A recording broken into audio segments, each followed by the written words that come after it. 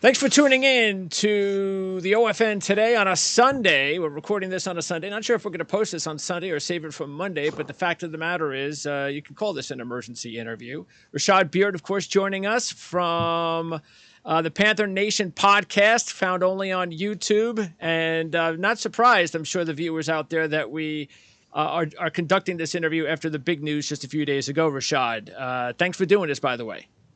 Yeah, man. Anytime you need me. And of course, there's something pretty big to discuss, so we can go ahead and chop it up about it. Yes. Okay. So when you first heard the news, how surprised were you? Man. So I was very surprised. But this is what I wanted. And you remember we talked about this on the prior episodes. I said anything. Any means necessary, whatever it takes to go up there and get the quarterback, and they did it. That's it. And I actually like the deal. You know, across the NFL, all the media, all the mainstream media are saying that we got fleeced. Oh, but I don't think we got fleeced at all. I think it was a great deal for both sides. The Panthers are in a situation, especially for this year, giving up a second round pick. We have another second round pick, so we're good there. Next year, obviously, we gave up a first and a second. Hopefully, if everything goes well, we don't really care about that. I mean, we're not going to be picking in the top 10, so it won't matter. There you go. And DJ Moore, listen, I love DJ Moore, great player. But man, I'm gonna sound like a hater. I don't want to say what I want to. I'm gonna sound like a hater, but I don't know that DJ Moore is like that elite game-changing wide receiver, like the top, like a D-Hop or like a Devontae Adams. And he's not. That's what this offense needs. He's just below that. So, yeah, right. He's a tier just below that, like a tier 1B. So I don't want to take. I love DJ Moore. I am a huge fan. So I don't want it to come off as just because we let him go now that I'm a hater. Like, that's not what it is. I think he's a dynamic receiver, but at the same time, I feel like we could, if we do this right, we could upgrade the position, and it could all work out great. But I like the deal. I'm not mad at it. I was surprised that they actually did it. But I love the deal. Whatever it takes to get the quarterback, we got to fix the quarterback. Look, that is it. That's what it's all about. It's about knowing, because it is so hard. And the Panthers, even though it's not like the Panthers have been around for a million years like other franchises, but they don't have to be. The owner, and you've talked about it. It's about finding the franchise quarterback. That is the hardest thing to do in this sport. And if you believe that guy is there for you, and this is what you have to give up to get him, just do it. Just get him. Nobody's going to remember these picks if the quarterback turns out to be as good as everybody hopes he's going to be. Yeah, if he's good, nobody's going to care about that first round pick, the second round pick, or DJ Moore for that matter. Nope. And we love him. I love DJ Moore, but nobody's going to care if it all pans out. And that's what you have to do as an owner, as a front office. You have to be willing to take those risks. You cannot sit back and just say, all right, yeah, we tried this, and we're just gonna go the veteran. We've tried that already. We've tried the veteran route 3 or 4 times. We swung and we've missed. It hasn't worked. So we can't be insane. We got to try something else. Yep. You have to do something else. And I like it. And I think this team, this is not a typical team where we're like a bottom feeding team picking number 1 overall. Yeah. This team is set up to be pretty solid, especially in a very weak division. It won't be too far fetched for us to win the division with the rookie quarterback in year 1. So with all of that in mind, I think this was the right time to do it. I think they gave up what they needed to give up. And again, we're not a typical bottom, like a Jacksonville Jaguars back in there before they got Lawrence. No. We're not one, and that's what my project is about. I told you about the project I'm working on. The project that I'm working on is essentially assessing how the teams or how the quarterback is brought into the league, right? So, for instance, like a Trevor Lawrence, he comes into Jacksonville with Urban Meyer, and then everything around him was garbage, and so he was essentially garbage. And so when you surround garbage with garbage, like it's not going to work out.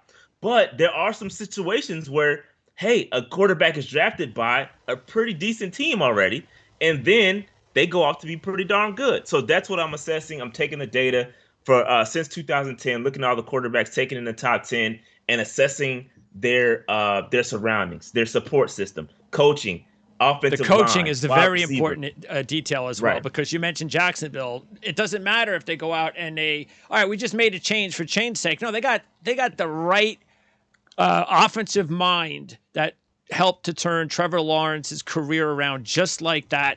And we talked about it when the Frank Reich move was made. And yeah, there were some fans that were a little bit upset that they didn't retain the interim. And yet we talked about this is why you go out and get the young quarterback to go along with the fresh offensive mind like Frank Reich. Right. And in this data that I'm looking at, it's you're looking at some of these guys have had in their first 4 years, they've had 3 coaches. Like that's not a recipe for success. No. And so I believe it was the right timing is because you have Frank Reich coming in on year 1. He drafts his quarterback, and they get to hit the ground running from day 1. You don't wait until year 2. The timing is perfect. Yep. I love the deal. It's just a matter of who we pick. And what we aren't talking about and what we have yet to talk about is that they could potentially trade back and get some more picks that they just, let go out the door. So that's an option that's out there as well. For me, I'm taking CJ Stroud right here, and I'm not looking back. But I could see a situation where they trade back 1 or 2 picks, and maybe they acquire some of that draft capital back. Maybe they get another player. I don't know. But they could be playing chess out here while we're looking at the checkerboard. Well, so I don't know. What do you I know that you've been big on Stroud, and even though and I think it's pretty close, but even though most people believe Young's the top guy, what's the word from what you understand? I know it's only been a few days that the Panthers have been in the driver's seat now. So has there been any word at all whether or not you can believe that if they stay at number 1, that they have their eyes set on a specific quarterback?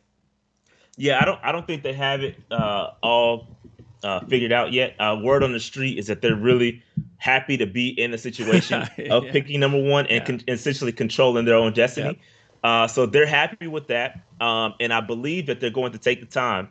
The pro days are coming up, right? So they're going to be looking at the pro days. They're going to take and assess who's going to be the top guy, and they'll make that decision. And if they feel like they like 2 or 3 guys or 4 guys for that matter, then they might trade back and acquire some more draft, which is a chess, because we were picking at 9, right? We were picking. It's tough to crack that top 5. Now we're at 1, and so we essentially hold the cards and could trade back 1 or 2 spots, acquire some more draft capital, and still land one of the top guys.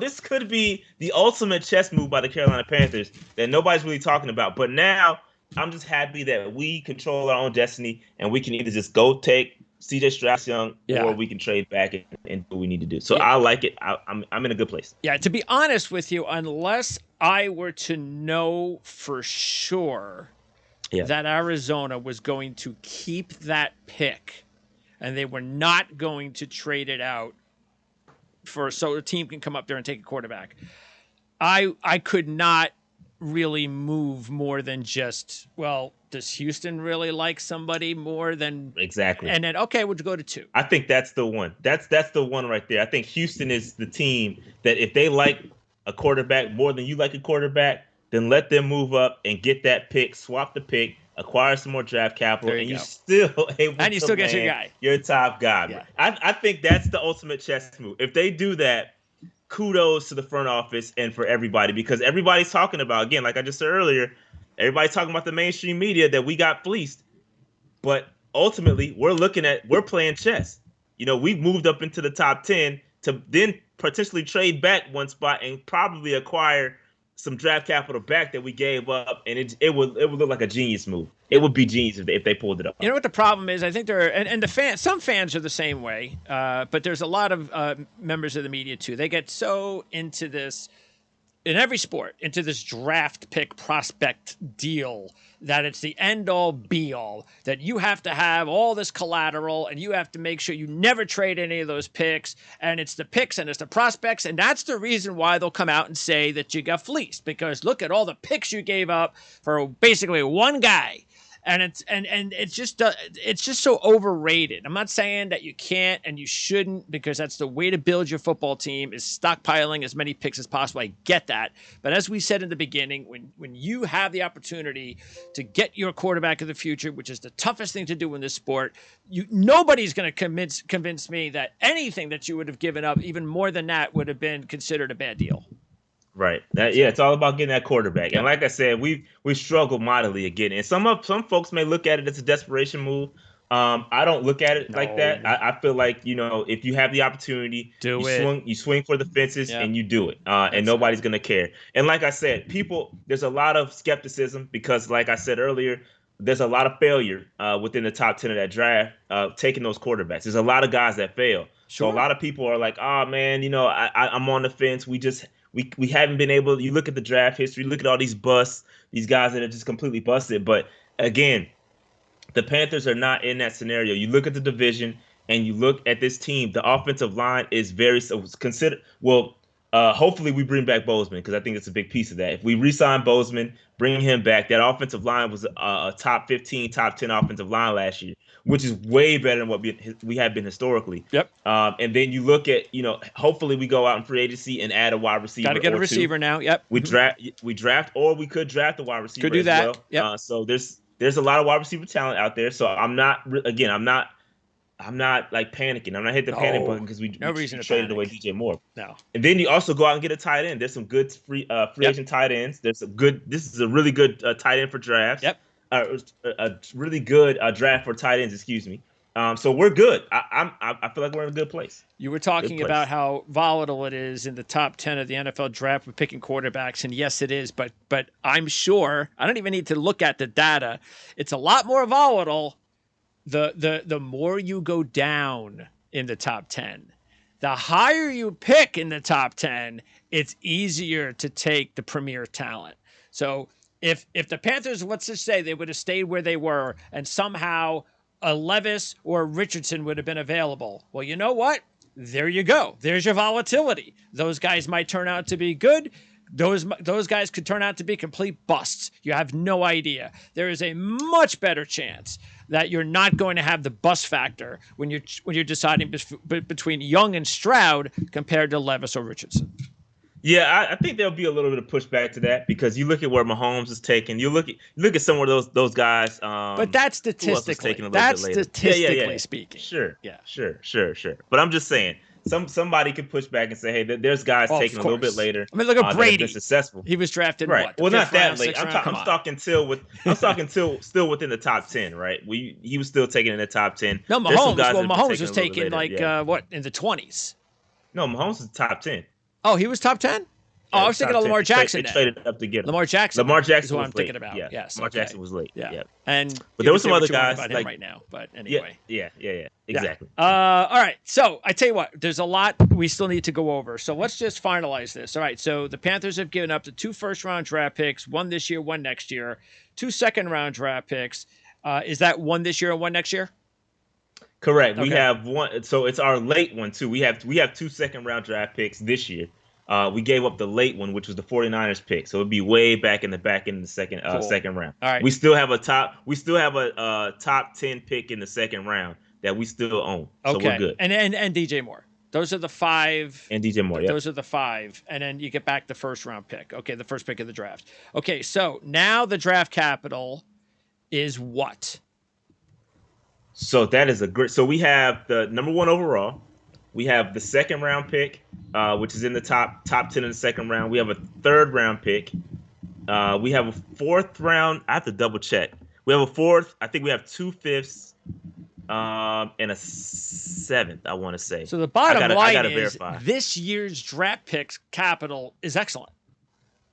Yeah, next year we're fine. That you're going to have a little bit of difficulty, but you have the entire year to figure out how to maybe make some moves to counter what you lost in this deal. So that's the thing that people should realize is that this year you're perfectly fine. I mean, the draft status is excellent. Yeah, we have two fourth rounds and a fifth. Okay. So the first overall, second round, top 10, third round. Fourth, two fourths, and a fifth. Perfect. That's awesome. And I think we have a lingering seventh too, I believe. And by the way, if you wanted to, you can make a couple of moves in this draft to up your capital next year. So there's still a lot of room, and that's why we just talked about moving from first to second. Right. Which is probably what they're going to do. If you look at the history of the Carolina Panthers in the draft, we do a lot of moving around. I wouldn't be surprised if we traded back in the second round to acquire more day two because they really got fitter. Get your second pick back. Well, I don't know about that. That could be true, but I think they really like picking in day two. So any picks they can get to add on in day two, they will trade back and add more picks. So we traded back. I believe 2 years ago we traded back like 3 or 4 times in the second round and amassed a whole bunch of capital. So we're not shy. We're not shy when it comes to movement. So I wouldn't be surprised if we do that. Okay, so that's the draft pick situation, and it's been a few weeks since we talked, and now we're on the verge of free agency. Matter of fact, we are less than 24 hours away from the non-tampering kind of window when everybody really knows when players are going to get signed. Forget about the 15th. It's going to be the next couple of days when everybody's going to know. Definitely, for sure. They definitely start announcing those signings quickly. Yeah. So in that case, what are you thinking about? What's the cap space right now? So right now, our cap space is at $22 million available, but I do think that's going to increase here pretty soon. That does not include the reworked Shaq Thompson deal. So he reworked his deal, which is a 2-year deal, and that has not been added to our cap yet. So I don't know how much we'll free up with that. And I do think we'll see maybe a Brian Burns extension will be announced. And that will also free up some cap space as well. So I think we could be anywhere to $30 to around $40 million in cap space once it's all said and done. But I don't know. There's still some things that are happening for us to free up some more cap. But we have enough cap to make it work. Yeah. And matter of fact, when we talked, there were 3 players that were going to be the future, like next year, the guys that you were going to have to figure out regarding contracts. You mentioned Thompson was one of them. Burns was the other. And Brown is the third guy. So he would be the last guy left if Burns does get restructured that you have to figure they're going to decide what to do there as far as a long-term contract. Other than that, again, these are all still building block type of players, guys that you want on your team if you're going to be a successful football team right now. And it is about now. That's why you made the move. It isn't about 2 or 3 years from now. It's about, hey, man, if we're going to take one of these 2 quarterbacks, we expect to be competing for a playoff spot in the South next season. So what else needs to be done free agency wise? Is there a particular player or position that you think that they're going to target more than anything? Yeah, I think for sure. Now that we've just we've made this move, we've got to find a wide receiver. So I think Thielen just got released. I think he would be an excellent look. I know he's 32. I know he's a little bit older. You need a guy like that, though. But he would be an excellent. Yeah. Yes, veteran. you do. I think he would be an excellent addition. There's a couple of Jacoby Myers. I would look at him. I really like Paris Campbell actually too. Who obviously was with the Colts, so that would be a good connection.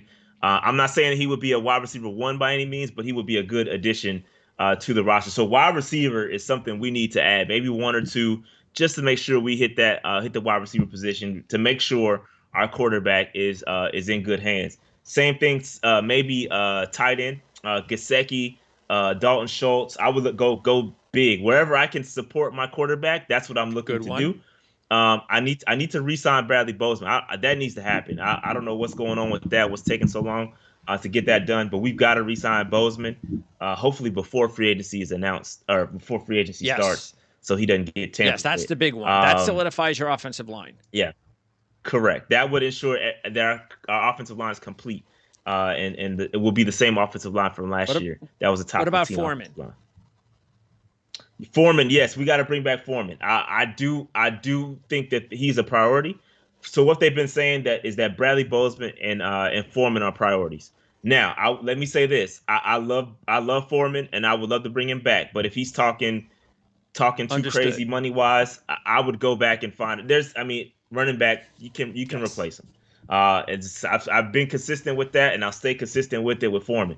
I think he's a different style of running back. Obviously, what I talk about with Christian McCaffrey, Foreman is a battering ram. He can get you those tough yards, which there aren't too many guys built like Deonta Foreman. He's what, 6', 230, 240 something. That's a big dude. Okay, ain't too many guys built like him. So I would try to get him back in the building any way possible. On the defensive side, we definitely need to bring in a defensive end. Obviously, we're making a switch to 3-4, and I don't know that we got the dogs. So now it's official, 3-4 switch. Yeah. They announced that it's 3-4 officially. It's going to be our base. Obviously, there're going to be some nickels, so you're going to be in the sub packages more often than you're going to be in your full base. But it's official that we are switching to a 3-4, which opens up some gaps. I don't think we have a true nose tackle. We don't have that on the roster. You could say Marquand McCall. He's bigger guy, but I don't know that they're going to rely on him.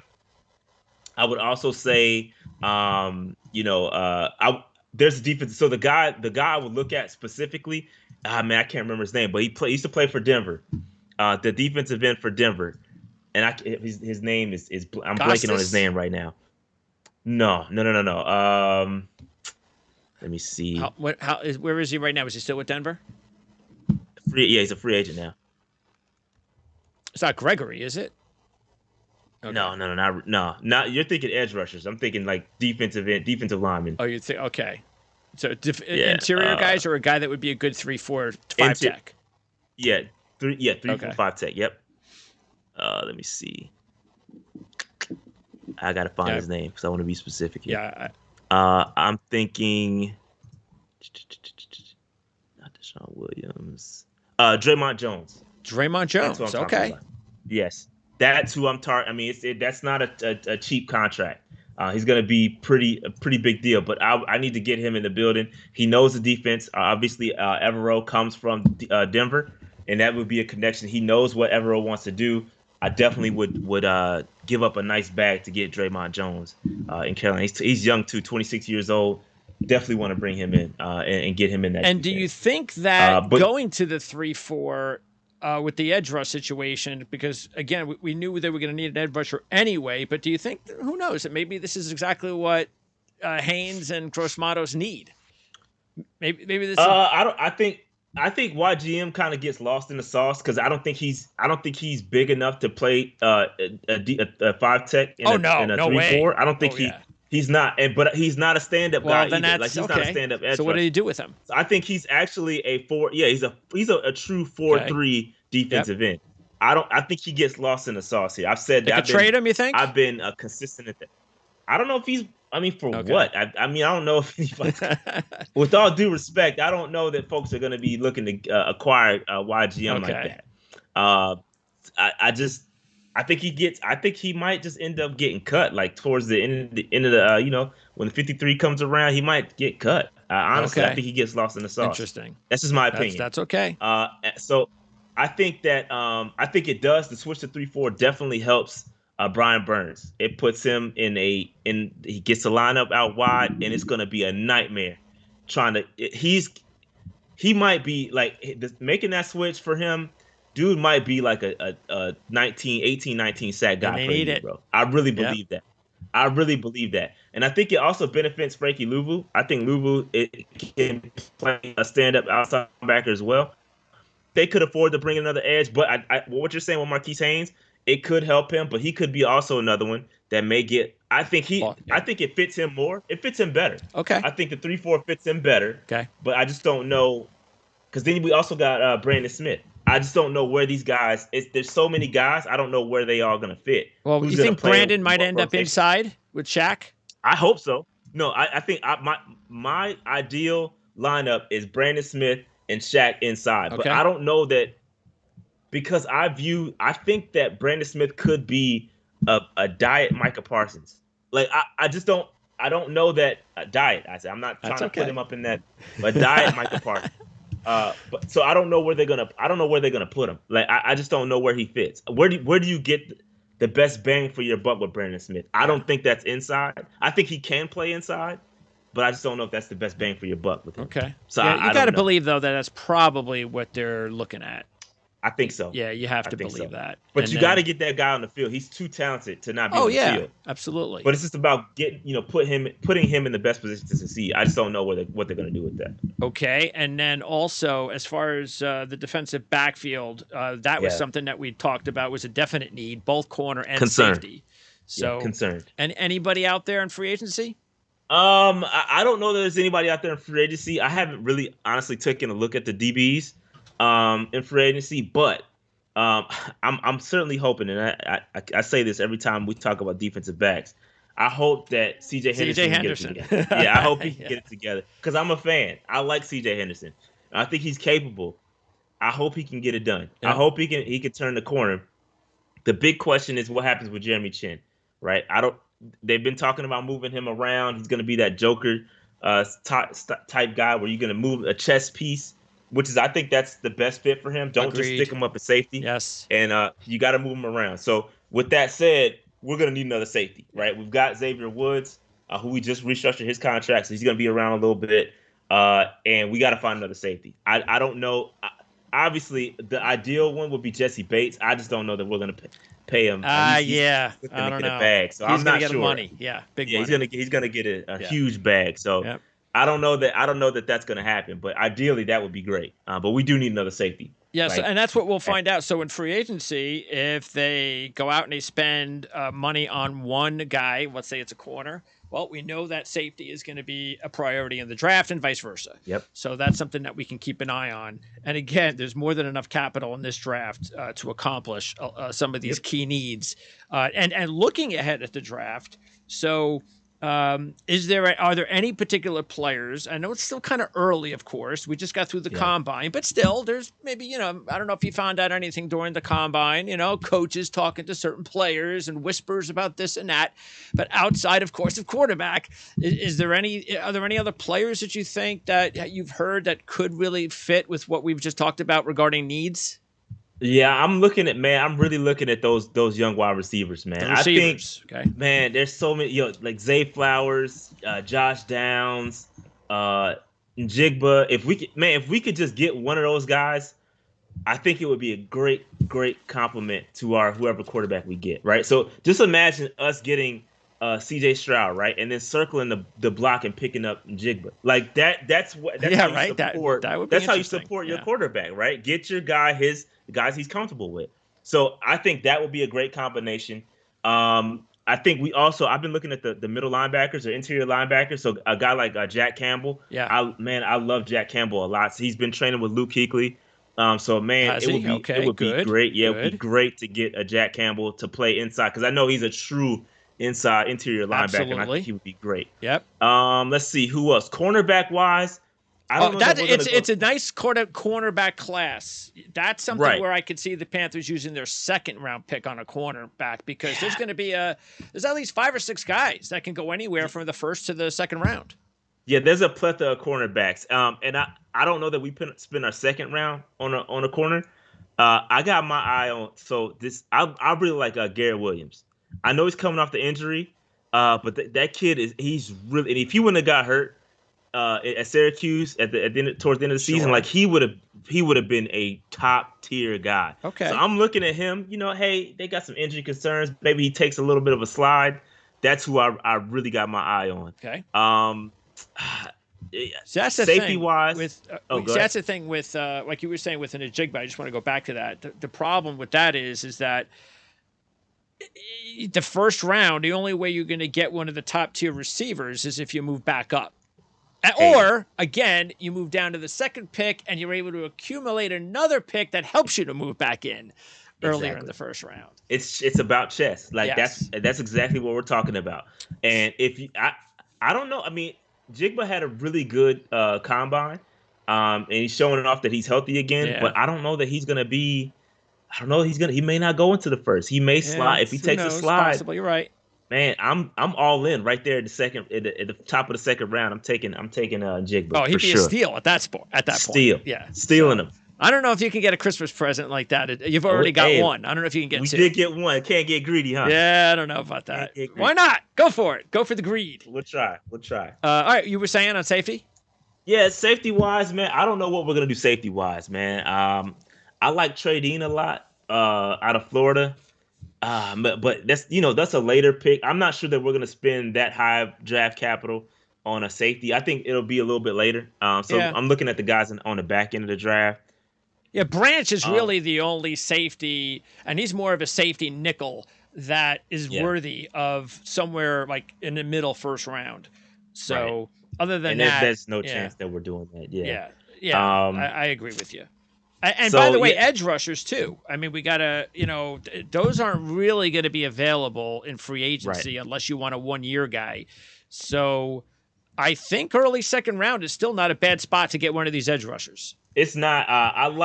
Maybe not at that particular spot, but I do like Zach Harrison a lot from Ohio State. I think he's super underrated, and I'm not sure what happened to his stock because if you go back maybe a year or so ago, that kid was one of the top edge rushers coming out. He went back to school, and I'm not sure what happened to him. But he's a guy I'm keeping my eye on. Yeah, I'm not sure if he had some injuries or not. I'm not sure. I'm not sure what happened. But I think he's projected to go in like the second or third, late second, early third. I'd be all over that in the third round. I'm taking him in the third there. The kids from Kansas State, I'm going to butcher their name, so I'm not even going to try. The kid from Kansas State and the kid from Northwestern, both of those guys. I got my eyes on them too. I'll let you butcher their names because I'm not going to do it. Let me see here. Yeah, I don't see anything really. I don't see injuries on Zach Harrison. I know that he's been inconsistent. That's been something that, but you're talking about not only someone that has good pass rush skills, but he also is a really good, solid run defender. So I see what you're saying with Zach. He was a 5-star out of high school, but yeah, I don't see any injury situations there. The Northwestern kid, I'm trying to remember. You butcher his name. I'm not doing it. Who are you? I'm trying to see who you're talking about. The Northwestern kid. At edge rusher? Yeah. Let's see. And who's the other guy? And the kid from Kansas State. Oh, yeah, the kid from Kansas State. That one. I'll let you butcher his name, too. Yeah, that one. Let's see. Where's the kid? Go ahead. Give it a shot. Let's see here. Okay. And Anaduki Azuma. I know it's Azuma. So whether it's Anaduke, but yes, Azuma from K-State. I'm not sure where the kid from Northwestern is. The Adetawame Adewore. Okay, if you say so. I butchered it. That's all right. But yeah, those two guys, I got my eyes on them. Okay, cool. Got my eyes on those two guys. Yeah, but that definitely is a spot where you want to again, because I think once you get past Anderson and Wilson, those are two top 10 potential edge rushers. I think. See, when they're talking about guys like Lucas Van Ness and maybe another player like Mark Murphy as top 15, you know what? No, I'd rather pick one of those guys in the second round. Right. No way am I touching one of those guys. So I think they're in a good spot, Carolina, if they want to take one of those guys in round 2. Okay. Yeah, and also in the draft, I definitely would like to get one of these tight ends. If we're not going to address it in free agency, this tight end class is pretty solid, man. I got to grab one of them. Obviously, I love Darnell Washington. That kid is a monster, and so I think he's a really good receiving threat that didn't get a chance to show off his complete receiving skill set in Georgia. Washington. Oh, geez. Yeah, that guy's a monster. Yes. Yeah, he didn't get a chance to show off his entire skill set at Georgia because the other kid, Bowers, who was amazing, like elite wide receiver, tight end. He didn't get a chance to show it off. So I think Darnell Washington is going to be a really good tight end at the NFL level. I also like Zach Kuntz. Kuntz, I believe is how you say it. Him. I like him a lot. Again, bigger tight end. And you can get him a little bit later. He's not going to you can wait on him. You can probably get him in like the 4th or 5th round, something like that. I would definitely go after him. There's a Kincaid. Kincaid will be gone after I don't even know if he'll be available with your second round pick. So no, he's gonna be going to first. But if he happens to, yes, absolutely. And Myers too will probably be gone by then too. Myers from Notre Dame. Yep. He'll probably be gone too. But yeah, there's we depth. gotta Good grab, depth at tight end. Gotta grab one of these tight ends, Absolutely. man, for All right, sure. Because we don't. That's something we don't have. So we I don't found have the one, Northwestern guy on my list. All right. So yeah, go ahead and say it. Adetomiwa Adebare. I think you got it. You did a better job than I did. That's because I already have that. like my how I should pronounce it already in my list here. Okay. So you got a cheat code. Exactly. You have to. Adetomiwa Adebare. I think that's how you do it. All right. You got it. So, but that's a guy that really came from nowhere. I mean, he was somebody that just had a huge season this past season. So good, and he had a really good combine. He backed it up in the combine. Good size too. So you're talking about, that's the type of guy that would be very interesting on a 3-4 up front. Yep. Okay. Yep. That's what we need, because we need those guys that are going to clog up those rushing lanes, take on those double teams, and allow our linebackers to roam free. It's time we get busy up front. So I want to see Brian Burns get busy, and I want to see Frankie Louvu get busy. And I think we right now we don't have a nose tackle. We don't have another edge rusher outside of our defensive end outside of Derek Brown. So we need to get those two. All right. Well, looks like, by the way, Sam Darnold, do you think who do you think is going to be the number 2 guy next year? Yeah, I think they're gonna sign a veteran. I don't know who it is. So you don't think they would keep Sam Darnold around then? I think they're discussing it. I think I saw a news flash somewhere on Twitter where they were talking about in talks about bringing him back. I think he's a good number 2 quarterback. I think so too. I wouldn't be mad at it. I would much rather have a guy that Frank Reich has history with. True. So that that person can help our rookie quarterback understand what Reich is looking for in the offense. It'll be like a plug and play. Like I don't want to have to reteach Sam Darnold. Sam Darnold, man. He's been through a lot. Like, this dude has so many coaches. That's true. Yeah. I just don't want to. He's like a woman scorned. Like, you don't want to deal with that baggage that he has. Like, let him be. Let him go somewhere else. Bring in, and people kill me for this, but I'm not mad at bringing in Carson Wentz. Look, he's going to be on the bench. So Carson Wentz, his best years were under Frank Reich. That is true. You look at what he did with the Eagles when Frank Reich was there, almost an MVP. If he didn't get hurt, he was on track to win the MVP. Let's be honest. And then the years he had with the Colts, he was okay. Yeah, he played well early that season. Yeah. Yeah, I mean, he did. I mean, he flopped at the end, but I'm not looking at him to be our franchise. Yeah, no. This just to get me to my rookie and teach the rookie. Exactly. Yeah. Exactly. Yeah. So I want a guy that Reich had. Is Foles still around? I wouldn't be mad at Foles. Is he going to retire? I think he's still around. I don't know. Yeah. So if he doesn't retire, that's a perfect clipboard holding quarterback coach. Would not be mad at Foles. Give me Foles too. Yeah. Would not be mad at Foles. Yeah. Maybe you get a guy like that, and then you keep Matt Corral, I guess. Yeah, Corral, again, sucks for him, but that's just the nature of the business.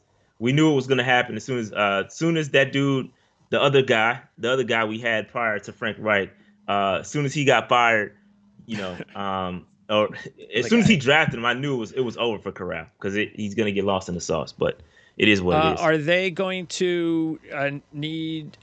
I don't know if we talked about this. A new kicker? Are they going to resign Pinheiro, do you think? Or are they going to go with Gonzalez, or are they going to look for a new kicker? Yeah, we had both. It's a good problem to have, right? We 2 kickers. Pinheiro struggled early. He got it together towards the end of the season. I mean, he's knocking home some game winners. So I wouldn't be mad at Pinheiro. I think you got to go with the hot hand and stick with Pinheiro personally. Okay. But Gonzalez was nice too before he got hurt. So both of them. Hey, just give me one. It doesn't matter which one. I'm going with the hot hand. Kickers are head cases. Go with the hot hand and ride with it. And Roberts, do they bring him back, and if not, they're going to need a number 1 kick returner, right? I'll pass on bringing back Roberts. He's like approaching AARP territory, so he's getting up there. I would rather. Give a guy like Shi Smith the opportunity. I think he took over the duties when Roberts was out anyway. Let Shi Smith go back there and return the punts and kicks and all that. So I'm cool. We don't got to recreate the wheel there.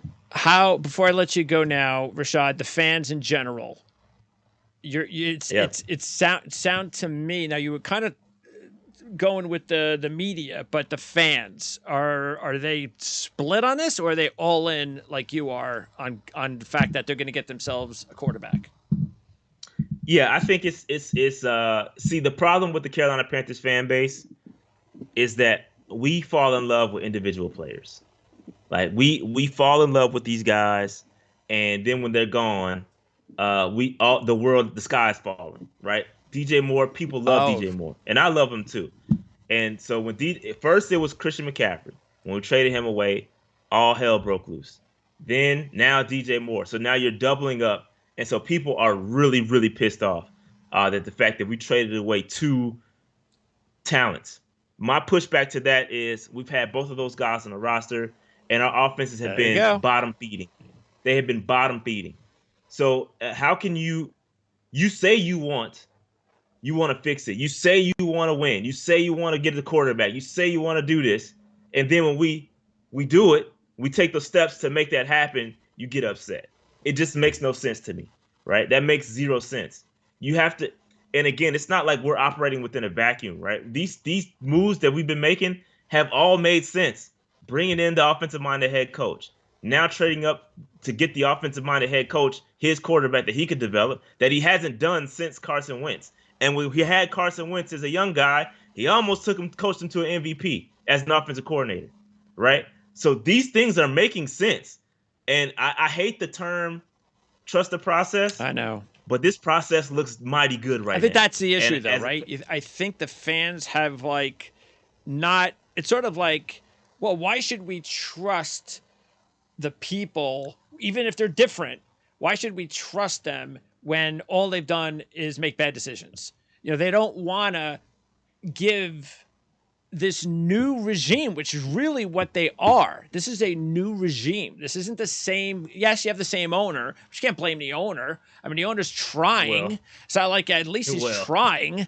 And eventually it's about finding the right general manager, and then the general manager helps you to find the right coach. And that's exactly what it looks like they've done. But I understand why fans probably feel the way they do, because they have just been burnt so many times that they just don't believe that this is going to work out. Yeah, so that's the thing. And you brought up you can't blame the owner. Well, that's what we've been doing. Yeah. We've been blaming the owner, and he deserves a lot of this heat. Of course. Because he's the one that brought in the other guy that I don't speak his name anymore. That other guy, he hired him before he hired the GM. He had him choose the GM, right? And that's not how the NFL works. It's backwards, right? You need, and it looks like Tepper has learned his lesson. He's flipped everything around. He's got really good people now, right? And he's letting Scott Fitterer cook, who was supposed to be the chef, not this GM style head coach. That didn't work, right? And so now what's happening? It looks good on paper. This coaching staff, in my opinion, is a top 5 coaching staff in the league right now. And now we're about to get some talent in here, and I think you have to let this process go. Now, one thing I want to bring up, and a lot of Panthers fans, you know, they're upset, but there's a couple things in our favor right now. Last time we picked number 1 overall, we picked the quarterback. That thing, it worked out for us. I would say it worked out for us. I would also say the last time we traded with the Chicago Bears, that also worked out for us in getting Greg Olsen. So I think we got 2 things working in our favor right now. I like it. Listen, we are in a good spot as a Panthers fan. You should be happy. I know it sucks. You get rid of DJ Moore. I get it. See, I learned my lesson early as a Panthers fan, not to get connected to these guys. That's it. I went through this. I went through the same thing when Steve Smith was released. When Steve Smith was released, it was over. I was done. I was so mad. I was so pissed off. Right? That because I get it. I was younger, so I didn't understand how the business worked. A lot of Panthers fans, or not Panthers fans, excuse me. A lot of fans in general don't understand the business behind some of these moves. And so when they look at it from a fan perspective. And that's why I created my channel, is to help those kind of fans understand why some of these moves are made. And yes, there's a good side and there's a bad side to them. And we assess them and look at them fair with an objective mind. That's why this channel was created. There you go. Perfect promotion for your channel, Rashad. Love it. And when we talk again, it'll be after the draft, unless, again, something like – I can't imagine anything could happen that's going to even come close to this particular trade. But, again, even if they make a little bit of move, that could be expected. Anybody out there that has never been on Rashad's channel, please check that out. We have a link in the description area of this particular show, this video. So that'll get you over there directly if you want. If you've never checked it out, check it out now, because this is the perfect time to do it with free agency right around the corner and the NFL draft. And then we will talk again after the draft, Rashad. Can't wait to do that. By the way, and we'll talk more about this, of course, off the air with the logistics, but just like last year, and if anybody is going to go over to check out Rashad's show, or if you are a longtime viewer of Rashad's, just keep in mind he's going to be giving away our lads' draft guides. So check that out. The Our Lads 2023 NFL Draft Guide will be coming out in about probably the first week of April. We'll be spitting those out, so you can check that out at ourlads.com. And again, if you want to get a free one, listen and watch Rashad's show, and he'll give them away at some point. So, Rashad, I appreciate, again, especially since this is a Sunday, I appreciate your time and effort as always, and can't wait to talk to you again after the draft when we can kind of put a bow tie to this offseason for the Panthers. Let's do it. Thanks, Rashad.